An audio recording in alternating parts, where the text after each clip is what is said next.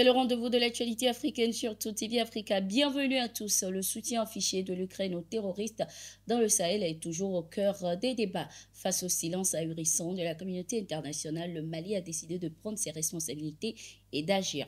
À la tribune des Nations Unies, le colonel Abdoulaye Maïga a mis à nu les actions de l'Ukraine au Sahel, indiquant que les autorités de Kiev confondent la scène de théâtre et la scène internationale. Suivons. Après des années de dénonciation de ces acteurs étatiques qui soutiennent le terrorisme international, les autorités ukrainiennes ont violé ouvertement et de manière inédite la Charte des Nations Unies ainsi que les conventions et résolutions pertinentes des Nations Unies relatives à la prévention et à la lutte contre le terrorisme. Lorsque des officiels de ce pays, ayant confondu la scène internationale et la scène de théâtre, ont avoué la participation active de leur pays à la lâche attaque terroriste ayant visé une patrouille des forces de défense et de sécurité du 24 au 26 juillet 2024 à Tinzaouatin dans la région de Kidal.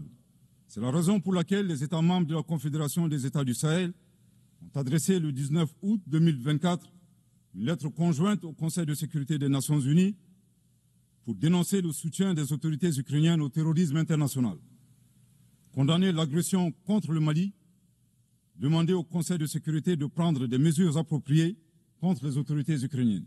Plusieurs mois après la désignation de Bassirou Diomaye Faye, président du Sénégal, comme médiateur entre la CEDEAO et les pays de l'Alliance des États du Sahel, c'est le statu quo. Les pays de la Confédération Alliance des États du Sahel restent campés sur leur décision de retrait. Lors d'un entretien accordé à Al Jazeera, le président sénégalais a indiqué travailler à une solution pour régler la crise entre la CEDEAO et l'AES.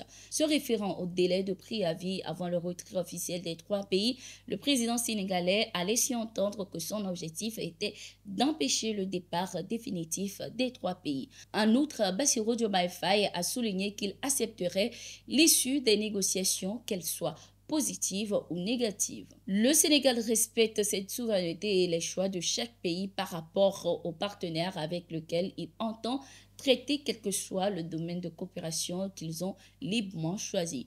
Parce que le Sénégal aussi choisit les pays avec lesquels il coopère et personne ne lui imposera les pays avec lesquels il va coopérer, a-t-il martelé. Le président sénégalais a déjà entrepris plusieurs démarches dans le cadre de la médiation entre la CEDEAO et les pays de l'AES. Il avait effectué une visite au Mali et au Burkina Faso pour discuter de ce sujet.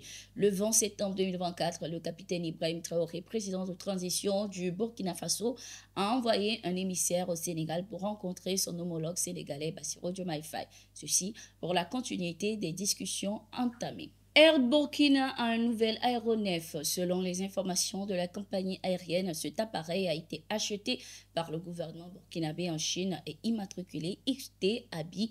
Il s'agit d'un Embraer E190 qui est doté de 6 sièges en classe d'affaires et de 92 sièges en classe économique. Cet avion a été réceptionné sur le tarmac de l'aéroport international de Ouagadougou. Selon le directeur général de Air Burkina Faso, Zakaria Traoré, avec l'acquisition de cet avion, le pays rompt désormais avec les vieilles pratiques en matière de location d'avions qui ont duré depuis plus de 40 ans, causant ici des difficultés de gestion. Cette nouvelle acquisition vient ici relancer la reprise des vols de la compagnie après une période de pause. La compagnie a ainsi annoncé la reprise de ses vols dès le 2 octobre 2024. Rappelons qu'Air Burkina avait suspendu ses vols pour des raisons financières. La compagnie aérienne qui traverse une crise économique avec du mal à payer les salaires des employés. La Guinée-Bissau est invitée au prochain sommet du groupe des BRICS qui se tiendra à Kazan en Russie. La révélation a été faite par le ministre des Affaires étrangères de la Guinée-Bissau, Carlos Pereira. Il a souligné que son pays honorerait cette invitation. Je ne peux pas dire pour le moment à quel niveau de participation, mais nous y serons présents. Les BRICS sont une solution alternative pour nous. Nous espérons qu'avec l'aide des BRICS, nous pourrons mieux résoudre les problèmes et les défis économiques sans pression ni conditions. Nous espérons que nous aurons l'opportunité d'avoir un meilleur accès au financement et aux économies, a-t-il laissé entendre. Le groupe des BRICS a été fondé en 2009 par 5 pays notamment le Brésil, la Russie, l'Inde, la Chine et l'Afrique du Sud. L'acronyme des premières lettres des noms des pays membres forment le nom officiel du groupe. Plusieurs nouveaux pays ont rejoint le groupe en décembre dernier. On note l'adhésion de l'Égypte, l'Éthiopie, l'Iran, les Émirats arabes unis et l'Arabie saoudite. D'autres pays émettent toujours des demandes pour leurs intégrations. Chaque année, lors du sommet des BRICS, plusieurs pays africains sont invités.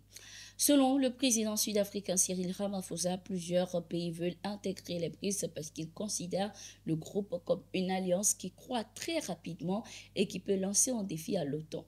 Parmi ces pays, on trouve des États européens, arabes et africains. Le sommet du groupe des BRICS cette année se tiendra en Russie à Kazan du 22 au 24 octobre 2024. Au Niger, dans le cadre des opérations de lutte contre le terrorisme, les forces armées ont arrêté 9 personnes, dont un ancien détenu, tous soupçonnés d'être des terroristes. Selon le communiqué de l'armée, ces suspects ont été arrêtés à Dirkou, dans la région d'Agadez, à bord d'un véhicule ce 27 septembre 2024. La fouille de leur véhicule a permis de découvrir 3 armes à feu, 123 munitions de calibre varié, 7 chargeurs AK-47 et un téléphone satellite de type Touraya. Les informations indiquent que ces individus ont été arrêtés et transférés au commissariat de la localité pour des enquêtes plus approfondies. Également, lors de cette mission, une trentaine de civils braqués par des terroristes et abandonnés au cœur du Sahara nigérien ont été sauvés par les forces de défense et de sécurité. Et voilà, c'était tout pour cette édition. Merci d'être resté avec nous.